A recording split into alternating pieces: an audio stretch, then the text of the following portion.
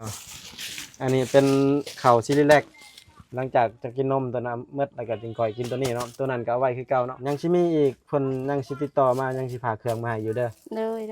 ยังสิพาถุงเสื้อบางคนก็พาถุงเสื้อบางคนก็เพิ่นก็ซื้อนมมาแหละบางคนก็เพิ่นก็ซื้อข้าวซิลิแลกไว้ให้ลูกเจ้าเป็นจังไดก็อาการลูกเจ้านะว่าใหม่เนาะ ขี้ก็ออกแล้วกิน ขี่ น ก็ออ ม กแล้วเนาะ เลย ดีแล้วบัดนี้ใครแล้วเจ้าหนึ่งเด้อพี่น้องอ่าเพิ่นอยู่นครหลวงเพิ่นว่าบ่ให้บอกชื่อก็ได้เพิ่นว่าเพิ่นว่าก็ขอบคุณขอบใจหลายเด้อพี่น้องที่ช่วยเหลือเพิ่นเนาะพี่น้องเพิ่นซื้อข้าวซีรีแลกให้แล้วอันนี้ก็อีกเจ้าหนึงเป็นส่งเสื้อเด็กน้อยเนาะพี่น้องเพิ่นก็ว่าบ่ได้บอกชื่อเนาะพี่น้องเพิ่นว่ามีแต่เขียนตัวหยังแน่ได้นี่ ก็ไก่ข้าวควาย กอไก่ขอควายได้จักโตเจ้าเขียนน่ะบ่ ชีโต 4โตโตบัดนี้ตุ้ยแล้วเห็นบอกค่อยบอกเบ้งคือหลอดเห็นบอกกินนมเดียว ให้ร่ำให้รวยเด้อที่ช่วยนี่ เจ้าที่ช่วยแม่นางอ้อยนี่ทุกอย่างนี่สาธุ